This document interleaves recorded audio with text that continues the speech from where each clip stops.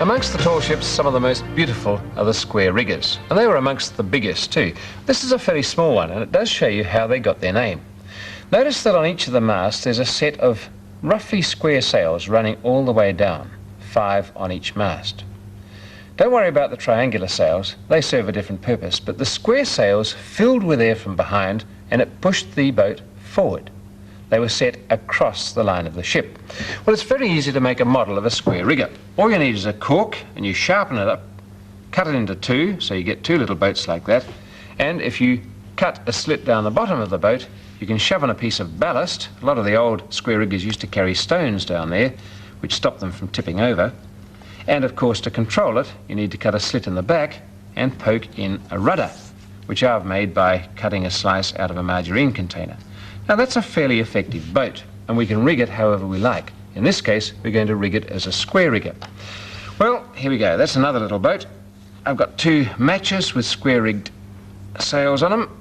Put one in there and one in there, much like the boat that you saw, and that is now set to sail the world. Notice that the square sails lie across the line of the boat, which means that if we put it into the ocean here and we blow a wind on it, I'm going to use a straw so you can see the direction that the wind is coming from. In this case, it's behind the boat, which scoots off very effectively indeed until its rudder takes control and it turns a circle. But that sort of boat, although it could go very fast in front of the wind, was hopeless at sailing into it. If it tried, it just got blown backwards like this.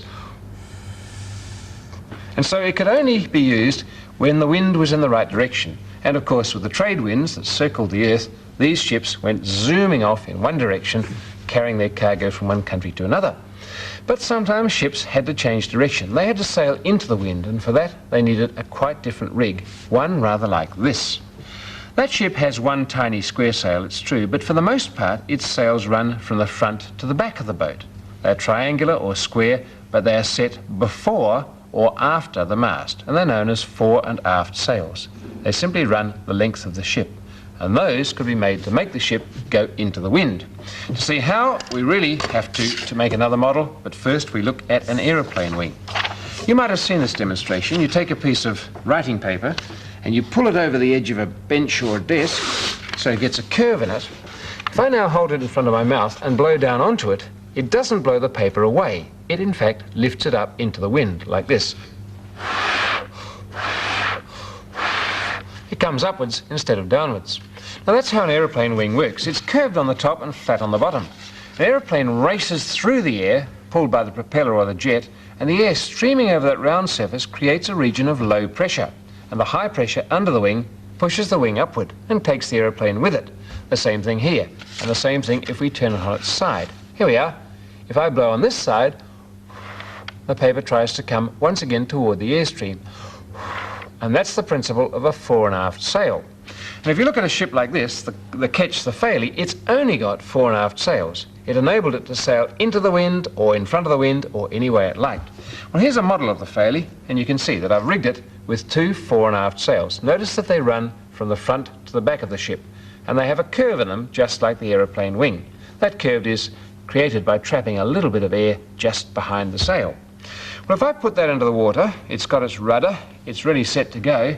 Let's see what happens. The square rigger went zooming off in front of the wind. Let's see what the fore and aft sails do. Here goes. Well, it's terrific. They're heading into the airstream, but the boat is going sideways. That's no good to anybody. So another thing that these boats needed was either a good keel or a centreboard. And if you go out sailing in a little yacht, you'll know that you have to lower the centreboard. It functions rather like this. It's a plate of wood or steel, and it acts as a resistance and stops the boat going sideways. So by setting the rudder in exactly the right position and trimming the sails and having a good keel or centreboard, we should now find that the boat can sail into the wind and not just go sideways. Here goes.